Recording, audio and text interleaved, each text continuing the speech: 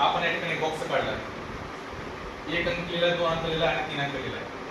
तर एक ला जोडायचं, तीन ला जोडायचं आणि दोन ला जोडायचं. ओके. तर नियम असा आहे की जोडत असताना कोणत्याही दोन रेषा अशा एकमेकांना टच झाला नाही पाहिजे. समजला? चला, कोण येते समोर? कोण येते समोर?